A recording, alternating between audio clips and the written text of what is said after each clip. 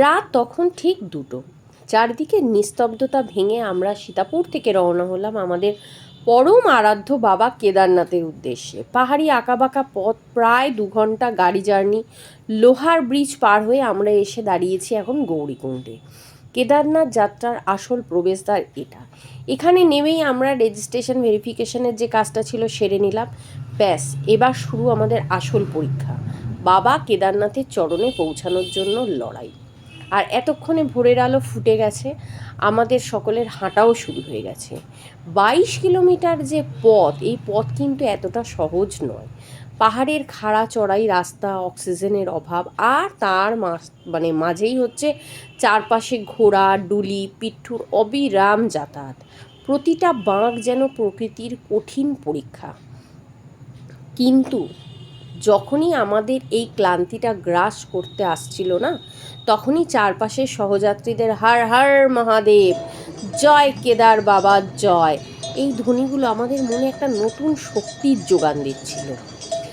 আর আমি এখানে বলে রাখি, আমরা প্রথমে হেঁটে হেঁটে যাওয়ার চেষ্টা করছিলাম, কিন্তু তারপরে আর যাওয়া সম্ভব হচ্ছিল না, কারণ একটা সময় নির্দিষ্ট টাইম ছিল, যে টাইমের মধ্যে সকলকে একসঙ্গে ওপরে পৌঁছাতে হবে। তো আমাদের যে সহজ যাত্রী যারা ছিল তারা অনেকেই ডুলি এবং ঘোড়াতে করে ওপরে পৌঁছে গেছিলো।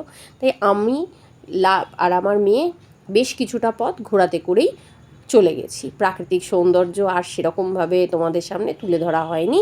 তো যাই হোক, অবশেষে সমস্ত ক্লান্তি, সমস্ত বাধা পেরিয়ে আমরা পা রাখলাম পবিত্র কেদারনাথ ধামে। সামনে তখন স্বয়ং মহাদেবের ঐতিহাসিক মন্দির এবং চোখের সামনে সেই সমস্ত দৃশ্য।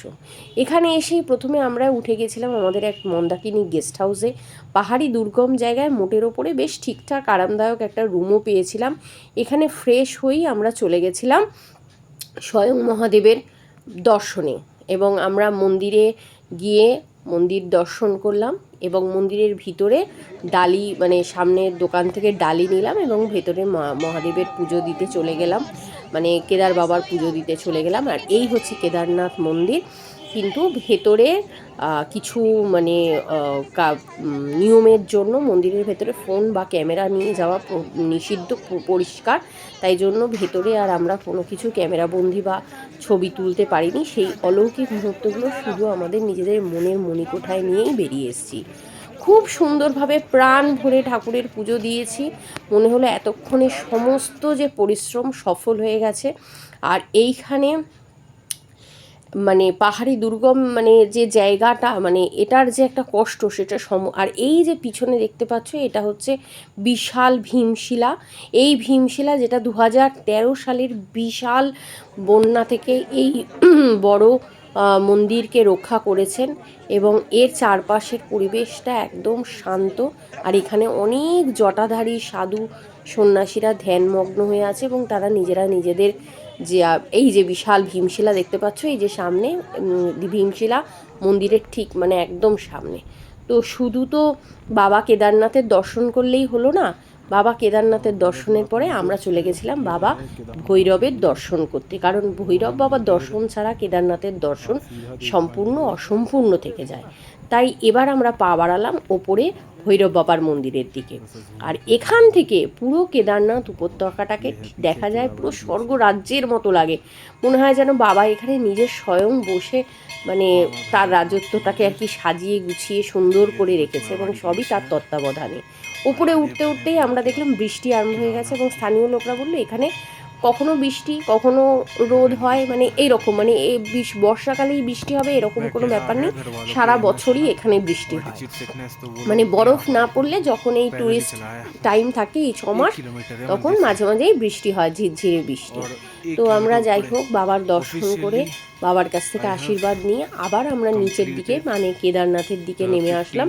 তার কারণ আমাদের যে গেস্ট হাউসটা সেটা কেদারনাথেই ছিল, আর ওপরে কোনো গেস্ট হাউস নেই। গেস্ট হাউস বা হোটেল বা ওই ছোট ছোট টেন্ট সব কিছুই ওই কেদারনাথ মন্দিরটার আশেপাশে মানে রয়েছে। এবং নামতে নামতে আমরা দেখলাম মন্দিরে বিশাল লাইন পড়ে গেছে এবং লাইন প্রায় হেলিপ্যাড পর্যন্ত ছাড়িয়ে গেছে। তো সকল ভক্তরাই দাঁড়িয়ে আছে বাবার দর্শন করতে।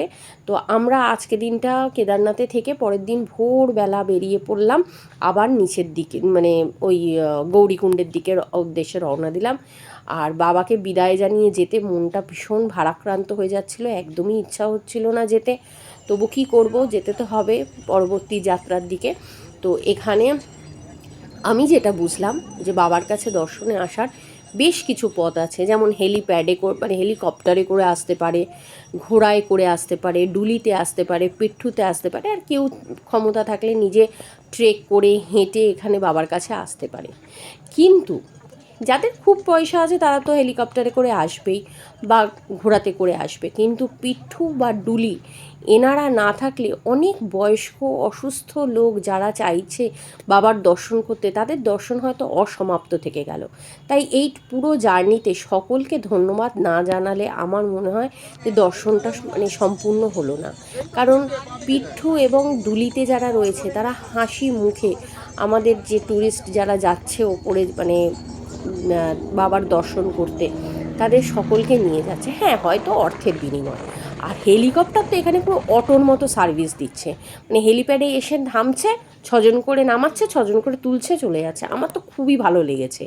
আর ঘোড়া তো আছেই, এবং ঘোড়াটা ওঠার সময় ঘোড়া ঠিক আছে, কিন্তু নামার সময় ঘোড়া খুবই কষ্টকর, কারণ ঘোড়াই এখানকার মালপত্র সব কিছু নিয়ে আসে।